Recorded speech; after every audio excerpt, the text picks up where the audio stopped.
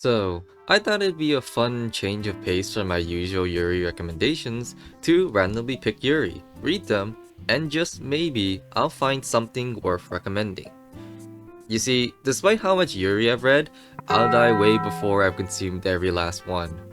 With my morbidly limited time on this planet, the Yuri I tend to read are generally well known or only slightly obscure.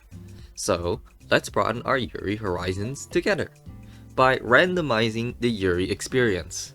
To do this, I will use two things, MangaDex and Google Random Number Generator.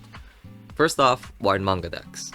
I did consider a manga database like Baka Updates, however, I had the Shoujo Ai / Yuri split, meaning some series were just considered Shoujo Ai, while others Yuri, and sometimes just both, or both, or both.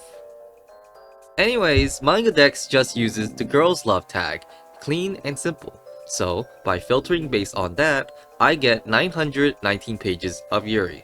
6 entries per page. Which brings me to the second part, for Google to randomly select a Yuri for me to read. I will set 2 random number generators, one from 1 to 919 based on the total pages of Yuri, and a second from 1 to 6 based on the total entries per page. With this rudimentary randomizer established, let's get right into some Yuri. So, for the first row, we get page 428. Third entry. Entering the page number and the result we get, third from the left, is the girl who wants to die? Well, that's quite a morbid title for such a colorful cover art. Anyways, I guess I'll be back after reading it. Well, I read the whole thing. At least, I want to say I read it, but there wasn't much to read. It's a techless comedy Yuri one-shot, left entirely for our imaginations to interpret the story. And boy, was there a story to tell. See, for a story titled The Girl Who Wants to Die, it started off as a comedic string of events showing just that. The first scene we see is a girl, well dubbed blonde girl, jumping from a roof and falling through the floor, Wile E. Coyote style. In another scene, she'd hold a knife against her arm only to break every knife she has. She even tries the isekai the classic way, but just ends up saving a kid while smashing Truck-kun. This seems to be the basic setup of this gag. Blonde girl is immortal, having properties of invulnerability and other supernatural capabilities, and despite constantly trying, she comedically just can't die. And while this joke continues, a new character joins the story, who I'll just call Pink-Haired Girl. She's a friend, one who started to appear alongside her. A clear shift in the story, as when Blonde Girl tries a noose, it's Pink-Haired Girl who hugs her, pulling her away from it. Pink-Haired Girl starts to show her the joys in life, eating unique different foods together, going on tests of courages together, playing video games together, sleeping over together, and even graduating together. And after spending years of trying, what finally gave Blonde Girl the will to live was their love together. She was finally truly happy. For years, decades, she was her everything, as they lived their whole lives together, all the way to their deathbed. Yet, Blonde Girl has not aged a day in her life. Losing the light in her life, she plunges from the hospital window and falls to die, failing again, just like in the very beginning of the story. See, I did not have high expectations for a gag manga about offing yourself from my randomizer, yet this story, it delivered. So hard, in fact. And the funniest part, I've only shared with you half the story. Because I have a rule, if I want to recommend something, I want you to read it yourself. So, I'm just not gonna spoil everything. Therefore, I put in the description a link to the author's Lu's Pixiv directly to part 1, 2, and 3 of this story, where you can read it fully. I've already done so. In fact, I went further down the Lu rabbit hole and read their other related stories, one even containing a girl who also wants to end it all, but is mortal this time, and can't bring herself to go through with it, yet ironically saves lives constantly. There's a whole plot going on with her, and even Blonde Girl makes an appearance. I even learned Lu is a game dev on Steam too, making short psychological horror games like every month. Checking what Lu has made was truly fun for me, and this all happened because I randomly found one of their Yuri works. Oh, and a quick mention, I set up a Patreon. For now, it only offers videos earlier and it has one deleted video from 2 months ago, though it'll be more relevant for my next video, which will be quite censored. So, with that chapter behind me, this brings us back to where we started, at the randomizer. With a high like that though, it can only go downhill from here, right? May the randomizer bless me again. Well, this time, it's page 107. Second entry. Entering the page number reveals the second from the left is Kimi wo Tsumugu. Doesn't look like it's out of the ordinary. Guess I'll be back after reading it. Why? Why? I just don't get it. How did it happen again? This is twice now where it's just another doomed Yuri.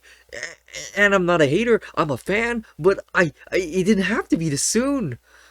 Kimi wo Tsumugu, also known as Stitch You Together by Kurihara Sakura, is a story taking place some point in the future where there's a zombie outbreak.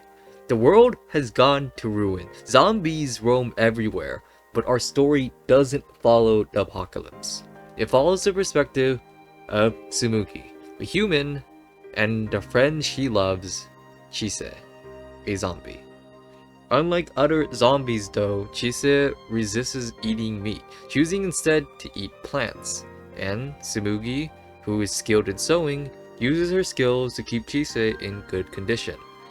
They get by relying on each other, helped by the fact that Chise has more sanity than the other typical zombie. Enough to not attack her at least, but not enough to make her smart either. If we put aside the fact that she can't talk, it's almost like she's still human. If that was all, it'd be a cute story of a zombie overcoming their nature and living peacefully with a human. Not an uncommon idea if you ever read the myriad of zombie stories in Chinese fiction.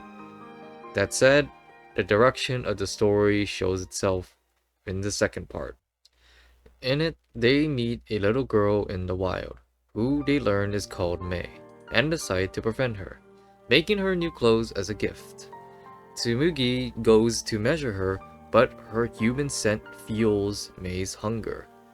Chise diffuses the situation by feeding Mei plants, but it's clear Mei was in pain, hurting herself to resist her urges as a zombie. Chise and Mei clearly have some sanity.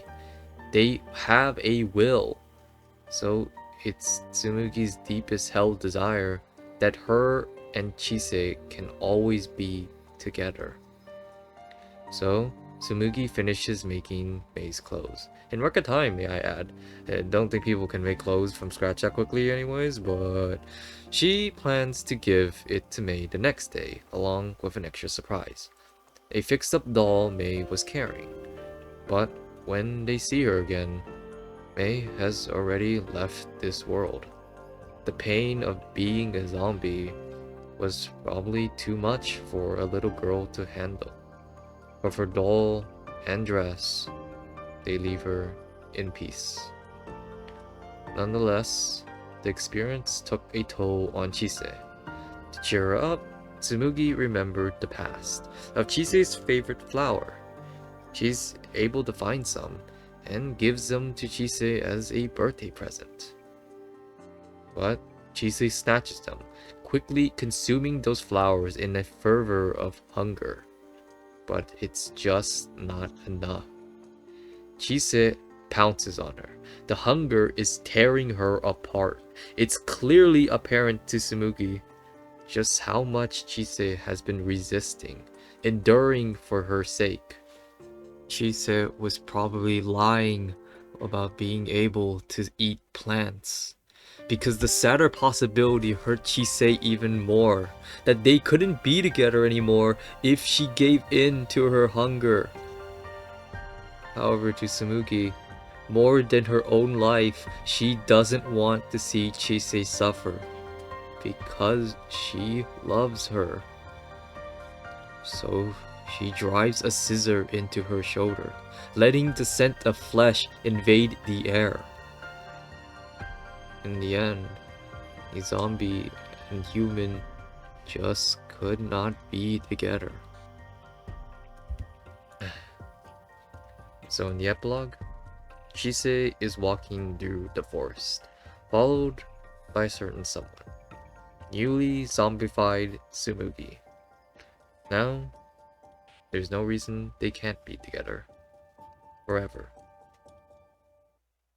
This story, this ending, is bittersweet, but a reasonable resolution between a human and zombie, probably already once you saw coming, but it didn't lighten the impact any less. And the Yuri masochist I am, I enjoyed Stitch You together. And I'd also recommend you give it a read. Of course, I already covered the main plot/conflict, but there are extra chapters and backstory I didn't mention for the sake of time. Plus, if you enjoy the setting, the author Kurihara Sakura continues to create new stories centering around other characters in this world she built. Even going to her Twitter, or well, X, I found another short story she just releases on it. Overall, it was an enjoyable experience. I'm glad the random number generator gave me gold once again. Surely, I can't keep getting away with this, right? I only plan to roll the Yuri gacha like a few times total, so hope this third spin stays good. This time, it's page 624. Third entry. Putting in the page number, we get... Oh, it's non-Biori. Crazy Love? A Dojin? Well, I'm familiar with the series, and a Hotaru and Komari shipper, so I can probably guess where this is going. So, yeah, I'll be right back, I guess. I need more toxic doomed Yuri. Honestly, I don't even think I could be upset about it this time. It wasn't even that bad since the whole Dojin was just a few pages, but the fact that I got another doomed Yuri, it being toxic as well as a bonus because yandere reasons, that's nutty. There's not even much for me to say about this one. It's a doujin based off of the Non-Biori series, a calming story about the countryside, experienced through the lives of a few girls and like one good dude. Two of which are Hotaru and Komari. Some background, Hotaru is seriously gay for Komari, being defensive of her, wanting to touch her, and even having self-made plushies of her. So, it's no surprise to me that someone wanted to make a doujin of those aspects as possible obsession and linking them to being a yandere.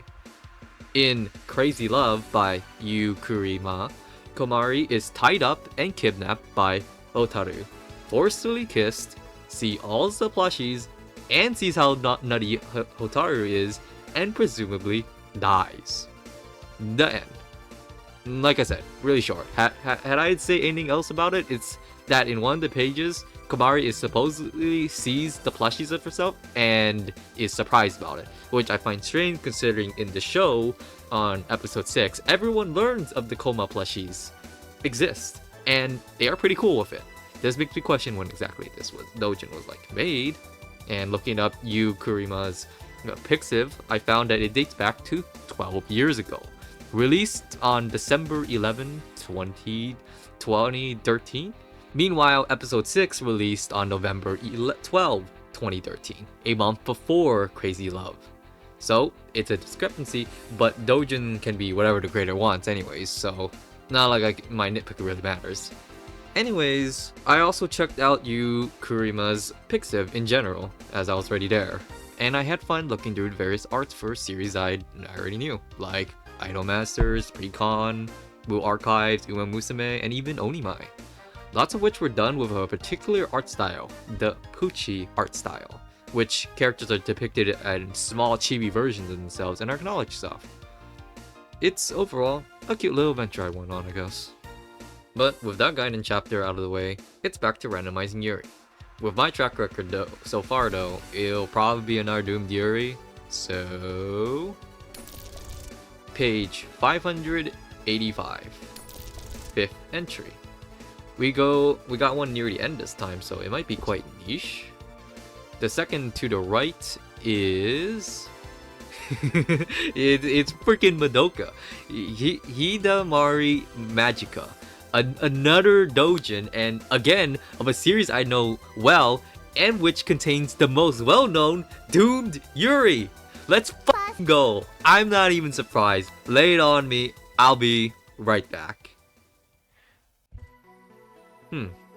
Well, it wasn't actually what I thought it was. Based on the cover art, I assumed it'd be about Homura and Madoka, but not really. Anyways, everyone knows Madoka Magica, right? Let's just agree to drill Kyobei in a microwave and get on with the dojin.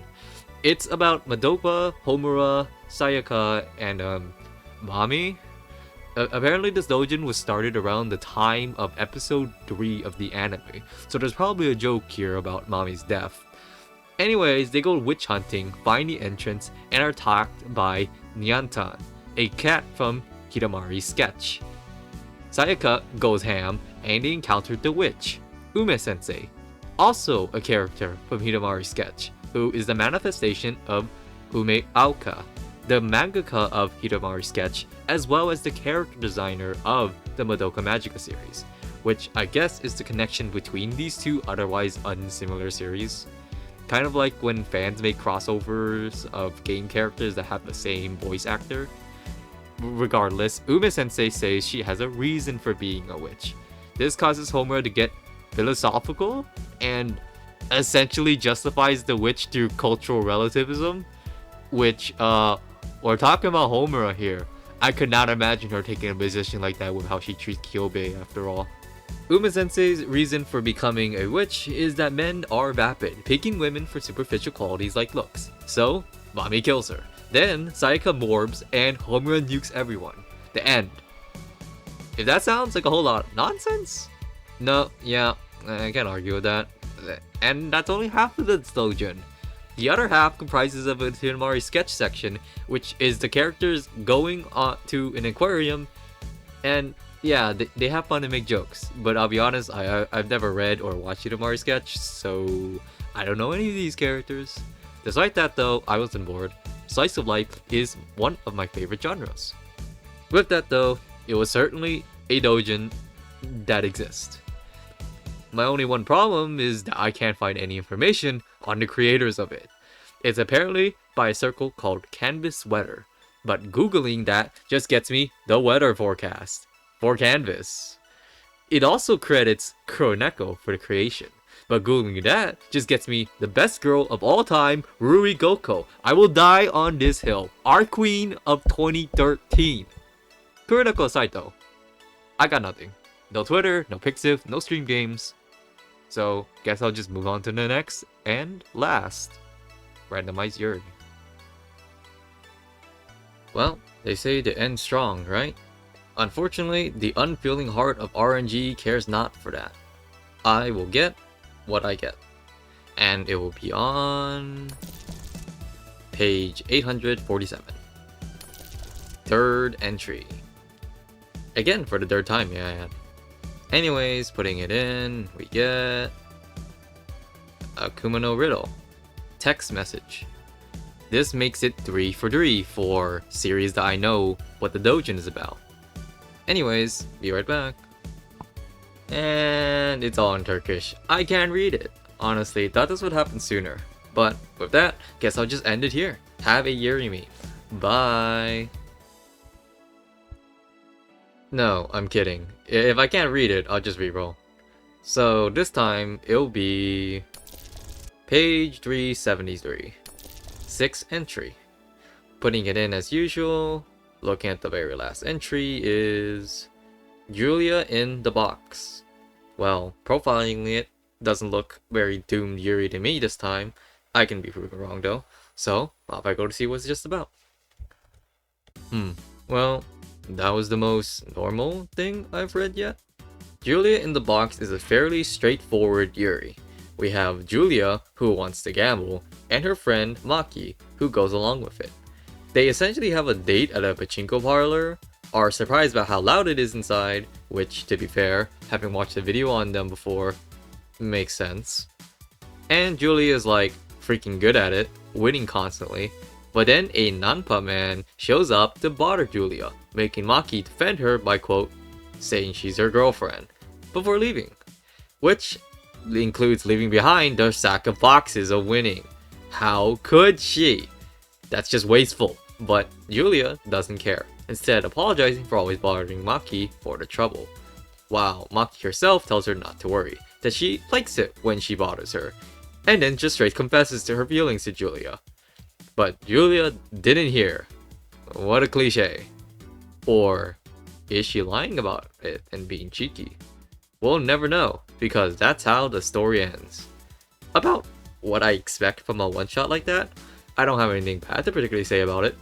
Fun little story about going gambling, hitting Yuri crush, and confessing. As for fun facts, Aotsubaki Toto, first professional dubit, being this work in Yuri Hime 2023 June release. Aside from that though, Toto was also recently part of a Whispering You a Love Song anthology, and has done doujins for many years. So I can only hope that their Yuri making career stays on the up and up. Well, that was a bit anticlimactic, but a very normal ending to an otherwise doomed Yuri randomizer. Which, I may add, you too can do and explore hidden and unknown Yuris. If you're like me, that is, and tend to only read ongoing and finished or multi-volume series, so one-shots and doujins like this usually fly under my radar. I might have even gotten a full series to explore, but that didn't happen, and honestly, I'm statistically unlikely to even get one when I consider just how many more one-shots and doujins there are. I do, however, think I have a solution for this problem, but I'll have to wait for next time. For now, I hope you enjoyed the random Yuri. Subscribe if you want to keep up to date to my Yuri recommendations and explorations, and see you next time. Also, I did give a Yuri meme earlier, but who says I can't have a 2-for-1? Bye!